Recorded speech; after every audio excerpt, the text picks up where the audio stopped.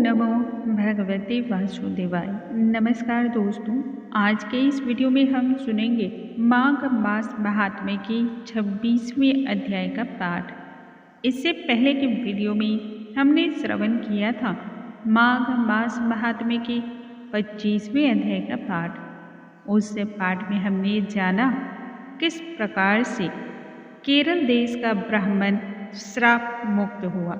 देवदूति ने केरल देश में रहने वाले वासु नाम के एक वेद पारंगत ब्राह्मण के बारे में बतलाया और कहा अपने बंधु बांधवों तथा रिश्तेदारों के द्वारा वह निर्धन ब्राह्मण त्याग किया हुआ था। देश विदेश घूमता हुआ और रोगों से ग्रसित होकर के मृत्यु को प्राप्त हुआ।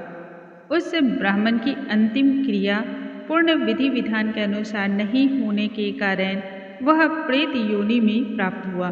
प्रेत योनि में जाने के पश्चात बहुत लंबे समय तक उसे अलग अलग प्रकार के दुखों की प्राप्ति हुई, जो कि प्रेत योनि में उसके जन्म के पश्चात उसे प्राप्त हुई थी। शास्त्रों में और पुराणों में इस बात का वर्णन मिलता है, जो व्यक्ति अपने पूरे जीवन काल में हर प्रकार के दान पुण्य करता है, भगवान हरि की उपासना करता है, आराधना करता है, उनके नामों का जाप करता है, स्मरण करता है, उन व्यक्तियों को सभी प्रकार के सुख की प्राप्ति होती है। परंतु जिस व्यक्ति ने ना कभी दान दिया, ना कभी किसी का उद्धार ही किया, बल्कि दूसरे को दुखी दिया हो और किसी भी प्रकार का दान नहीं दिया, अतिथियों का अपमान किया हो, अन्न का अपमान किया हो, रोगी को उसने अन्य प्रकार से पीड़ा इत्यादि दिया हो, किसी भी प्रकार से, उन व्यक्तियों की गति ऐसी ही होती है।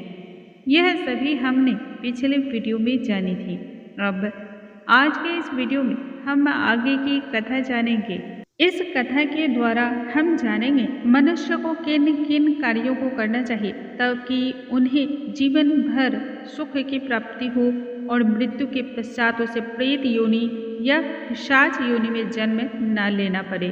भगवान श्री हरि ने स्वयं कहा है, जो मनुष्य निरंतर हमारे नामों का ध्यान करता है, हमारा स्मरण मात्र करता है या फिर दान पुण्य करता है, धार्मिक कार्य करता है, वह मनुष्य सदैव सुख को प्राप्त करता है।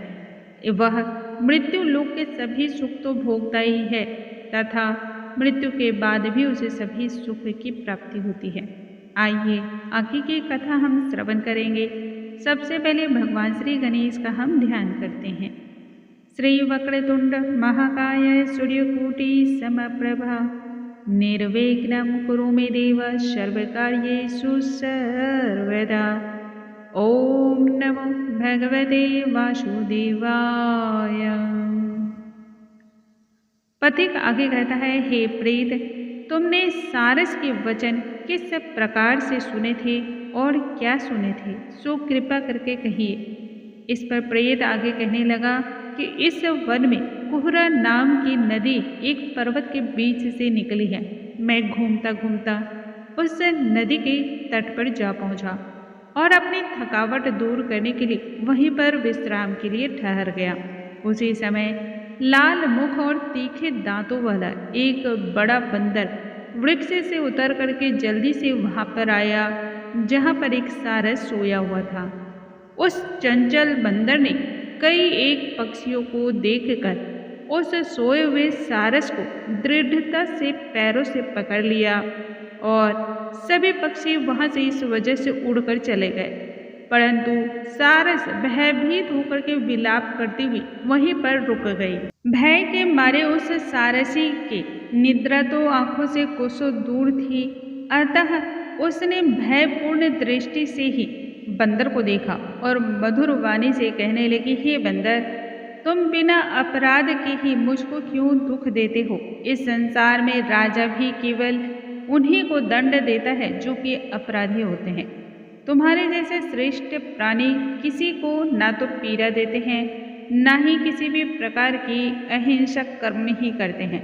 हम अहिंसक और दूसरे के कर्मों को नहीं देखते।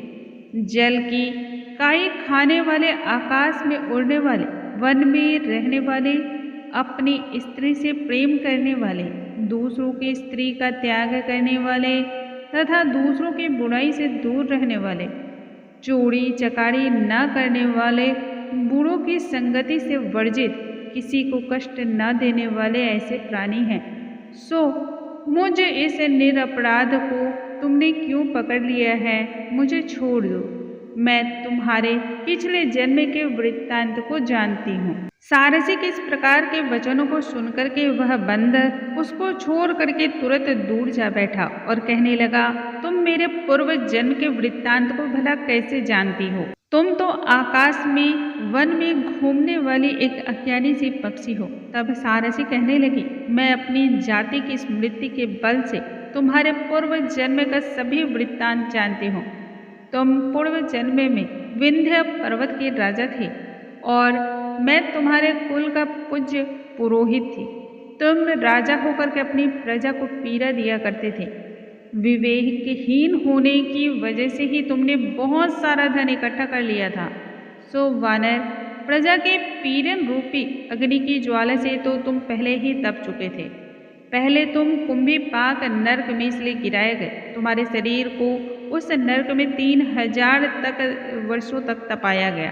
फिर उस नरक से निकाल करके बचे हुए पापों के कारण इस बंदर की योनि में तुमने जन्म को प्राप्त किया है और मुझको मारना चाहते हो।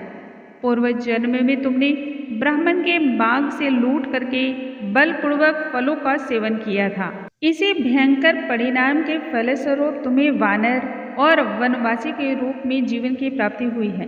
प्राणी अवश्य में वह अपने किए हुए कर्मों के फल को भोगता है।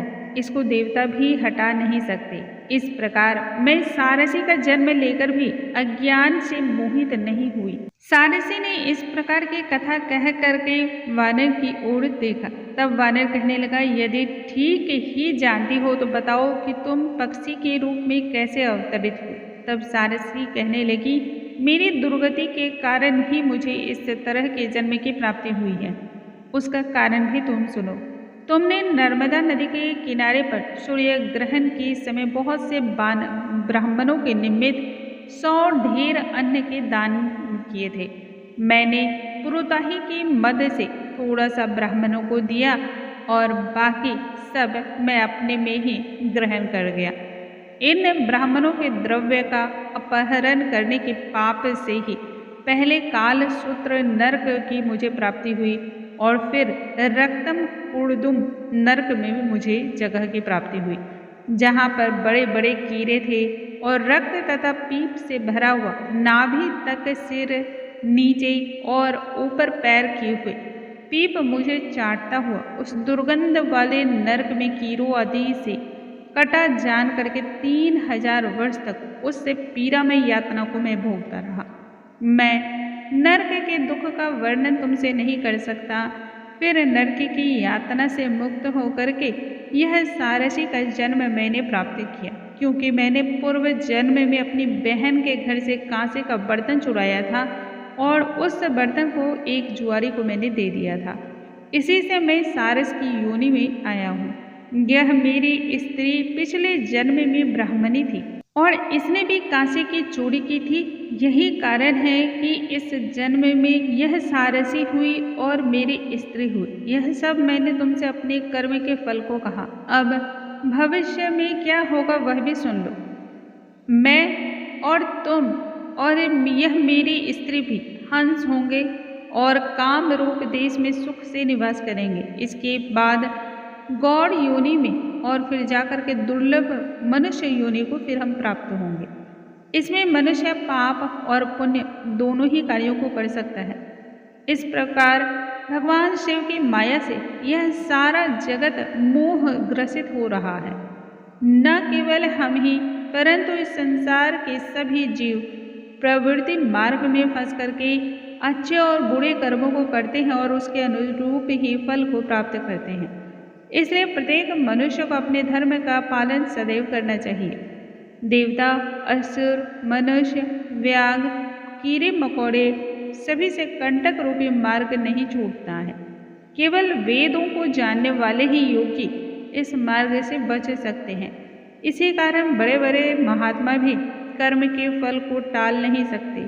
उपाय से तथा बुद्धि से कोई भी इसको बदल नहीं सकता है। तुम पहले के समय में राजा थे, फिर अपने ही कर्मों की वजह से नरक को गए, अब बंदर की योनि में ही प्राप्त करके वन वन फिरते रहते हो और फिर भी ऐसा ही जन्म पाओगे। ऐसा विचार कर आनंद पूर्वक और धैर्य धारण कर विचरते हुए काल की प्रतीक्षा करो। यह सुनते ही वानर ने कहा, पहले जन्म में मैं तुम्हारी पूजा करता था, अब तुम मुझको प्रणाम करते हो। तुम जाति के स्मरण से मेरे पूर्व जन्म के वृत्तांत को जानते हो और आनंद पूर्वक रहो। तुम्हारा कल्याण हो। तुम्हारे वचनों को सुन करके मैं मोह रहित तो हो करके वन में विचरूंगा। प्रेत आगे कहने लगा, हे पथिक, मैंने नदी के तट पर बंदर और सारस का यह संवाद जब सुना तब मुझको इस बात का ज्ञान हुआ कि मोह तथा शोक का नाश हुआ है। इस प्रकार से आज के इस वीडियो में हमने सुना माघ मास महात्म्य के 26वें अध्याय का पाठ। अब कल के वीडियो में हम जानेंगे माघ मास महात्म्य के 27वें अध्याय का पाठ और आगे की कथा जानेंगे। भगवान श्री हरि का नामों का जाप करने वाले व्यक्ति को भगवान श्री हरि को प्रतिदिन जो शंख के जल से स्नान कराता है, भगवान श्री हरि को जो व्यक्ति प्रत्येक समय उनके नामों का स्मरण करता है, प्रत्येक कार्यों में उनका ध्यान करता है, वह व्यक्ति सभी प्रकार की पीड़ाओं से मुक्त हो जाता है। इसमें कोई भी संशय नहीं है। बस परम पिता परमेश्वर पर हमें श्रद्धा रख के और उनका ध्यान करने की जरूरत है। आप एक कदम बढ़ाओगे, परमात्मा तो खड़े ही हैं आपकी ओर हाथ बढ़ाकर। बस आप हाथ बढ़ाओ, वह आपको हर दुख हर पीड़ा से उबार लेंगे। बोलो भगवान श्री हरि की जय, भगवान श्री नारायण की जय। दोस्तों, कल के वीडियो में हम आगे की कथा के साथ नए अध्याय के साथ फिर से मिलेंगे। आपको आज की कथा पसंद आई हो तो इसे अपने फैमिली और फ्रेंड्स में शेयर जरूर करें, क्योंकि ज्ञान बांटने से बढ़ता है, इससे पुण्य की प्राप्ति होती है। कल के वीडियो में हम फिर से मिलेंगे, तब तक के लिए नमस्कार दोस्तों।